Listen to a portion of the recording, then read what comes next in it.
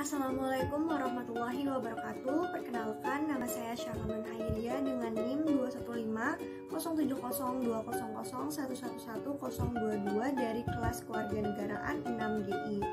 Pada kesempatan kali ini, saya ingin memaparkan studi kasus mengenai pelecehan seksual pada perempuan di Indonesia. Simak ya, teman-teman. Menurut Kementerian Pemberdayaan Perempuan dan Perlindungan Anak atau PPPA, Bintang Puspayoga dalam jumpa pers virtual pada Rabu 19 Januari 2022, sepanjang tahun 2021 terdapat 10.247 kasus kekerasan terhadap perempuan, di mana 15,2%-nya adalah kekerasan seksual. 8 dari 10 perempuan pernah mengalami pelecehan seksual di publik. Mitos mengatakan bahwa kekerasan seksual terjadi pada perempuan yang sedang sendiri di malam hari dan berbusana mini. Itu semua adalah hoaks. Menurut data, lokasi yang paling banyak terjadi kekerasan seksual adalah jalan umum, transportasi publik, sekolah, dan kampus. Di mana itu semua adalah ruang publik.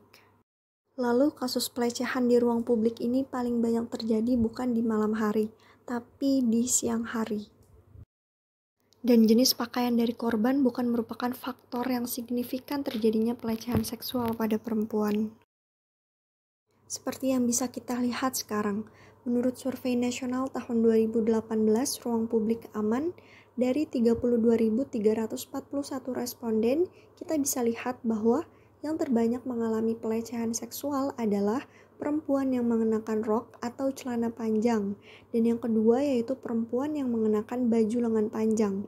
Sebagaimana yang kita ketahui bahwa pakaian tersebut sudah sangatlah sopan dan menutup aurat, tapi masih saja ada orang yang melakukan pelecehan seksual. Itu artinya pelecehan seksual tidak pandang baju apapun, siapapun bisa menjadi korban dari pelecehan seksual. Pelecehan seksual membuat perempuan terbatasi ruang geraknya, diciutkan nyalinya, dipasung ekspresinya, diberatkan langkahnya, serta dibuat bertanya-tanya, apakah kita sebagai perempuan memanglah berharga? Sebanyak 91% dari kita tidak melakukan apapun ketika melihat orang lain menjadi korban pelecehan seksual di ruang publik, karena kita tidak tahu harus berbuat apa. Lalu sebenarnya, tindakan apa yang bisa kita lakukan ketika melihat orang lain menjadi korban dari pelecehan seksual? Kita bisa melakukan 5D yang terdiri dari ditegur, dialihkan, dilaporkan, ditenangkan, serta direkam. Yang pertama, ditegur.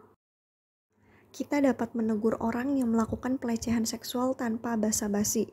Ini merupakan metode paling jitu dan paling beresiko dan perlu keberanian lebih dan harus dipastikan situasi aman karena bisa saja pelaku menyasar balik kita. Yang kedua yaitu dialihkan. Dengan cara mengalihkan perhatian dari pelaku dan korban sehingga tindakan pelecehan bisa terhenti. Intinya kita dapat melakukan distraksi pada situasi tersebut. Misalnya kita mengajak ngobrol korban dengan cara, "Maaf, sekarang jam berapa ya?" Atau bisa yang lainnya. Yang ketiga yaitu dilaporkan. Bila kita tidak memiliki keberanian lebih untuk menegur pelaku pelecehan seksual, kita dapat melaporkan tindakan tersebut kepada petugas keamanan ataupun orang terdekat yang bisa diajak kerjasama untuk menghentikan tindakan pelecehan seksual tersebut. Yang keempat yaitu ditenangkan. Dalam aksi pelecehan seksual yang terjadi secara sekejap, kita bisa memberikan dukungan kepada korban dengan menanyakan keadaannya setelah kejadian. Lalu ajak dia duduk, tenangkan dirinya, dan tanyakan bantuan apa yang dia perlukan. Yang terakhir yaitu direkam. Kita bisa melakukan perekaman aksi pelecehan tersebut sehingga korban memiliki bukti yang kuat jika ingin melaporkannya. Yang perlu diperhatikan saat merekam aksi tindak pelecehan seksual adalah kita harus fokus terhadap tindakan pelaku kepada korban. Tak lupa kita sebutkan tanggal dan waktu dan jangan langsung mengunggah video tersebut ke media sosial. Biarkan korban memilih tindakan apa yang harus ia lakukan terhadap rekaman video atau bukti tersebut. Lalu sebenarnya, apakah ketika korban pelecehan seksual melapor kepada pihak berwenang, korban akan mendapatkan keadilan? Berikut saya paparkan cuplikan video mengenai kasus pelecehan seksual, di mana itu membuktikan bahwa masih sulitnya pembuktian mengenai kasus kekerasan seksual.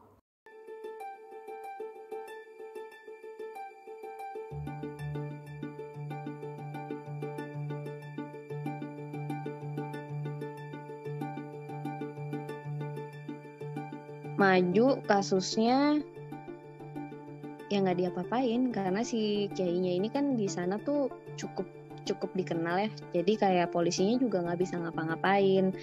Dia masih tetap pengen fight. Waktu terakhir kita ketemu itu dia masih tetap pengen fight. Dia kayak ya aku mau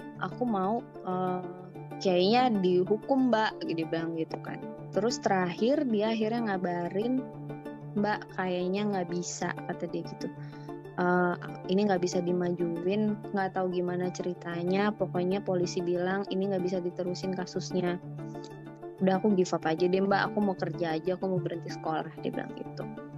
Terus habis itu udah semenjak itu nomornya dia nggak bisa dihubungin, sampai sekarang udah nggak tahu anak itu di mana.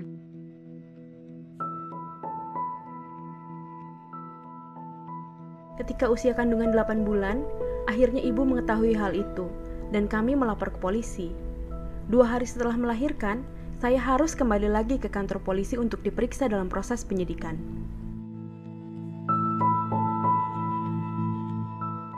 Saya hanya ingin sekolah. Saya tidak mau menikah dengan orang yang memperkosa saya.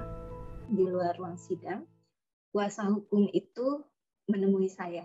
Bagaimana jika kasus ini diselesaikan dengan cara tanda kutip damai? Apalagi sudah ada anak yang dihasilkan. Saya sampaikan, kita ikuti prosedur hukum karena ini sudah di pengadilan dan tidak ada perdamaian untuk hal-hal yang seperti ini.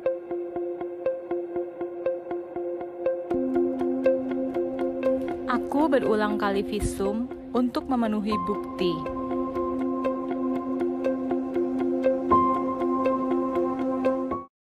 Komnas Perempuan mengamati banyak sekali kasus kekerasan yang ditangguhkan kepolisian. Menurut Siti Aminah Tardi, pola dalam KUHP, Kitab Undang-Undang Hukum Acara Pidana, membuat kasus kekerasan seksual amat sangat sulit dibuktikan. Karena itu, RUU Tindak Pidana Kekerasan Seksual harus dibahas di DPR.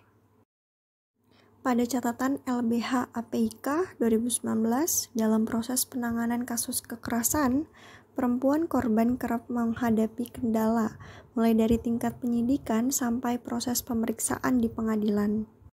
Laporan studi kuantitatif Barometer Kesetaraan Gender mengatakan bahwa dari 71,8% responden yang pernah mengalami kekerasan seksual, sebanyak 57% responden mengaku tidak mengalami adanya penyelesaian kasus. 39% sisanya mengaku pelaku membayar sejumlah uang. 26% responden akhirnya menikah dengan pelaku. Bahkan 23% responden yang mengakui adanya opsi berdamai atau kekeluargaan. Dan 19% menyatakan pelaku dipenjara.